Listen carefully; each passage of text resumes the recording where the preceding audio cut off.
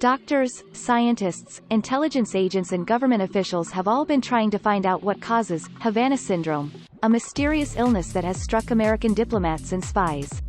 Some call it an act of war, others wonder if it is some new and secret form of surveillance, and some people believe it could even be all in the mind. So who or what is responsible? It often started with a sound, one that people struggled to describe. Buzzing, grinding metal, piercing squeals, was the best they could manage. One woman described a low hum and intense pressure in her skull. Another felt a pulse of pain. Those who did not hear a sound, felt heat or pressure. But for those who heard the sound, covering their ears made no difference. Some of the people who experienced the syndrome were left with dizziness and fatigue for months. Havana syndrome first emerged in Cuba in 2016. The first cases were CIA officers, which meant they were kept secret. But, eventually, word got out and anxiety spread. 26 personnel and family members would report a wide variety of symptoms. There were whispers that some colleagues thought sufferers were crazy and it was all in the mind.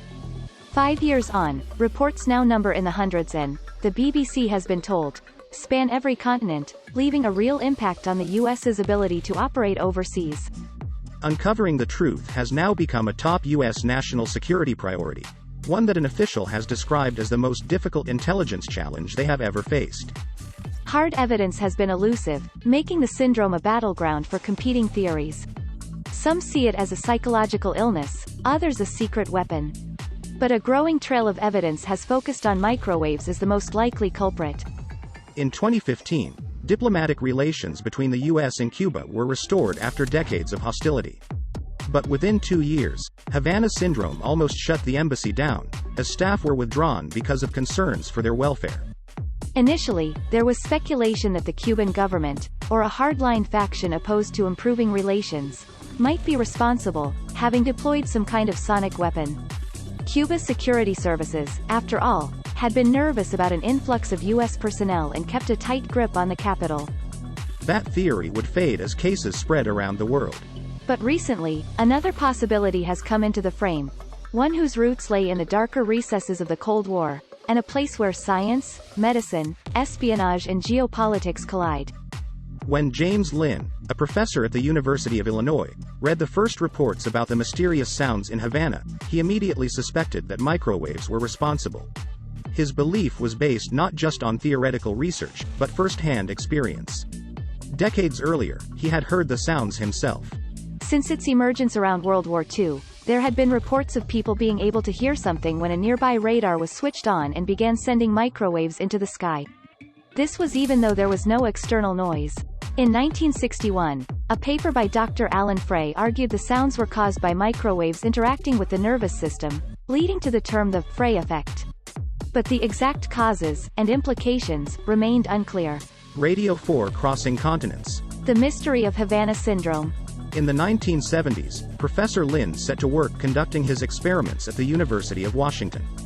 He sat on a wooden chair in a small room lined with absorbent materials, an antenna aimed at the back of his head. In his hand he held a light switch. Outside, a colleague sent pulses of microwaves through the antenna at random intervals. If Professor Lynn heard a sound, he pressed the switch. A single pulse sounded like a zip or a clicking finger. A series of pulses like a bird chirping. They were produced in his head rather than as sound waves coming from outside. Professor Lynn believed the energy was absorbed by the soft brain tissue and converted to a pressure wave moving inside the head, which was interpreted by the brain as sound. This occurred when high-power microwaves were delivered as pulses rather than in the low-power continuous form you get from a modern microwave oven or other devices. Professor Lynn recalls that he was careful not to dial it up too high. "I did not want to have my brain damaged," he told the BBC. In 1978, he found he was not alone in his interest, and received an unusual invitation to discuss his latest paper from a group of scientists who had been carrying out their own experiments. During the Cold War, science was the focus of intense superpower rivalry. Even areas like mind control were explored, amid fears of the other side getting an edge, and this included microwaves. Professor Lynn was shown the Soviet approach at a center of scientific research in the town of Pushchino, near Moscow. They had a very elaborate, very well-equipped laboratory, Professor Lynn recalls. But their experiment was cruder than his. The subject would sit in a drum of salty seawater with their heads sticking out. Then microwaves would be fired at their brain. The scientists thought the microwaves interacted with the nervous system and wanted to question Professor Lin on his alternative view. Curiosity cut both ways, and U.S. spies kept close track on Soviet research. A 1976 report by the U.S. Defense Intelligence Agency, unearthed by the BBC, says it could find no proof of communist bloc microwave weapons, but says it had learned of experiments where microwaves were pulsed at the throat of frogs until their hearts stopped. The report also reveals that the U.S. was concerned Soviet microwaves could be used to impair brain function or induce sounds for psychological effect. Their internal sound perception research has great potential for development into a system for disorienting or disrupting the behavior patterns of military or diplomatic personnel. American interest was more than just defensive. James Lin would occasionally glimpse references to secret U.S. work on weapons in the same field. And while Professor Lin was in Pushchino, another group of Americans not far away were worried that they were being zapped by microwaves, and that their own government had covered it up. For nearly a quarter of a century, the 10-story U.S. Embassy in Moscow was bathed by a wide, invisible beam of low-level microwaves. It became known as the Moscow signal. But for many years, most of those working inside knew nothing. The beam came from an antenna on the balcony of a nearby Soviet apartment and hit the upper floors of the embassy where the ambassador's office and more sensitive work was carried out. It had been first spotted in the 1950s and was later monitored from a room on the 10th floor. But its existence was a secret tightly held from all but a few working inside. "We were trying to figure out just what might be its purpose," explains Jack Matlock, number 2 at the embassy in the mid-70s. But a new ambassador, Walter Stossel, arrived in 1974 and threatened to resign unless everyone was told. That caused something like panic, recalls Mr. Matlock. Embassy staff whose children were in a basement nursery were especially worried. But the State Department played down any risk. Then Ambassador Stossel, himself, fell ill, with bleeding of the eyes as one of his symptoms.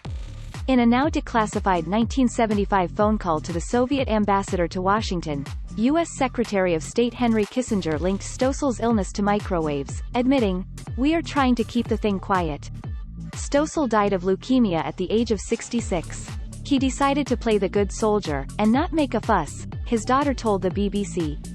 From 1976 screens were installed to protect people. But many diplomats were angry, believing the State Department had first kept quiet, and then resisted acknowledging any possible health impact. This was a claim echoed decades later with Havana syndrome. What was the Moscow signal for? I'm pretty sure that the Soviets had intentions other than damaging us, says Matlock. They were ahead of the U.S. in surveillance technology, and one theory was that they bounced microwaves off windows to pick up conversations. Another that they were activating their own listening devices hidden inside the building or capturing information through microwaves hitting U.S. electronic devices. The Soviets at one point told Matlock that the purpose was actually to jam American equipment on the embassy roof used to intercept Soviet communications in Moscow.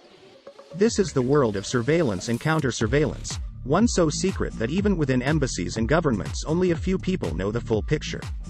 One theory is that Havana involved a much more targeted method to carry out some kind of surveillance with higher power, directed microwaves. One former UK intelligence official told the BBC that microwaves could be used to illuminate electronic devices to extract signals or identify and track them. Others speculate that a device might have been poorly engineered or malfunctioned and caused a physical reaction in some people. However, US officials tell the BBC no device has been identified or recovered. After a lull, cases began to spread beyond Cuba. In December 2017, Mark Polymeropoulos woke suddenly in a Moscow hotel room. A senior CIA officer, he was in town to meet Russian counterparts. "My ears were ringing, my head was spinning. I felt like I was going to vomit. I couldn't stand up," he told the BBC. It was terrifying. It was a year after the first Havana cases, but the CIA medical office told him his symptoms didn't match the Cuban cases.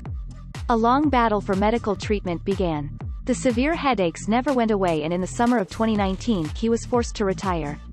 Mr. Polymeropoulos originally thought he had been hit by some kind of technical surveillance tool that had been turned up too much. But when more cases emerged at the CIA, which were all, he says, linked to people working on Russia, he came to believe he had been targeted with a weapon.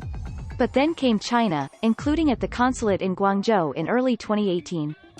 Some of those affected in China contacted Beatrice Galam, a professor at the University of California, San Diego, who has long researched the health effects of microwaves, as well as other unexplained illnesses.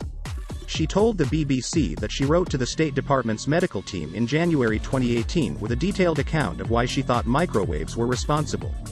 "This makes for interesting reading," was the non-committal response. Professor Galam says high levels of radiation were recorded by family members of personnel in Guangzhou using commercially available equipment.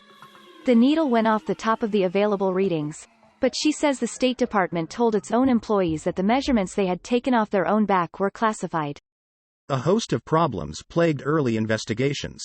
There was a failure to collect consistent data. The State Department and CIA failed to communicate with each other, and the skepticism of their internal medical teams caused tension. Only 1 out of the 9 cases from China was initially determined by the State Department to match the criteria for the syndrome based on Havana cases. That left others who experienced symptoms angry, and feeling as if they were being accused of making it up. They began a battle for equal treatment, which is still going on today. As frustration grew, some of those affected turned to Mark Zaid, a lawyer who specializes in national security cases. He now acts for around 24 government personnel, half from the intelligence community. This is not Havana syndrome. It's a misnomer, argues Mr. Zaid, whose clients were affected in many locations. What's been going on has been known by the United States government probably, based on evidence that I have seen, since the late 1960s. Since 2013, Mr. Zaid has represented one employee of the U.S. National Security Agency who believed they were damaged in 1996 in a location which remains classified. Mr. Zaid questions why the U.S. government has been so unwilling to acknowledge a longer history. One possibility, he says, is because it might open a Pandora's box of incidents that have been ignored over the years. Another is because the U.S., too, has developed and perhaps even deployed microwaves itself and wants to keep it secret. The country's interest in weaponizing microwaves extended beyond the end of the Cold War. Reports say from the 1990s, the U.S. Air Force had a project codenamed Hello, to see if microwaves could create disturbing sounds in people's heads, one called Goodbye, to test their use for crowd control, and one codenamed Good Night, to see if they could be used to kill people.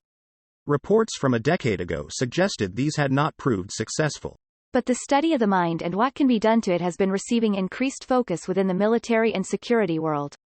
The brain is being seen as the 21st century battlescape, argues James Giordano, an advisor to the Pentagon and professor in neurology and biochemistry at Georgetown University, who was asked to look at the initial Havana cases. Brain sciences are global. It is not just the province of what used to be known as the West. Ways to both augment and damage brain function are being worked on, he told the BBC. But it is a field with little transparency or rules.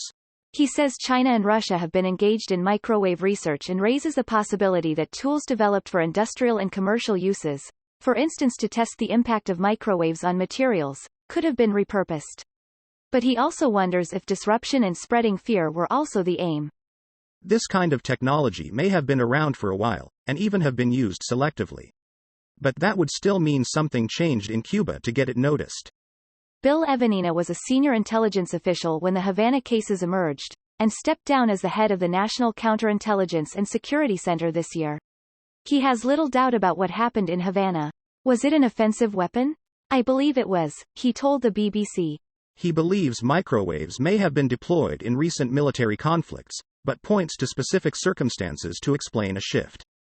Cuba, 90 miles off the Florida coast, has long been an ideal site to collect signals intelligence by intercepting communications. During the Cold War, it was home to a major Soviet listening station. When Vladimir Putin visited in 2014, reports suggested it was being reopened. China also opened 2 sites in recent years, according to one source, while the Russians sent in 30 additional intelligence officers. But from 2015, the U.S. was back in town. With its newly opened embassy and a beefed-up presence, the U.S. was just beginning to establish its footing, collecting intelligence and pushing back against Russian and Chinese spies. We were in a ground fight, one person recalls. Then the sounds began. Who had the most to benefit from the closing of the embassy in Havana? Asks Mr. Evanina. If the Russian government was increasing and promulgating their intelligence collection in Cuba, It was probably not good for them to have the US in Cuba.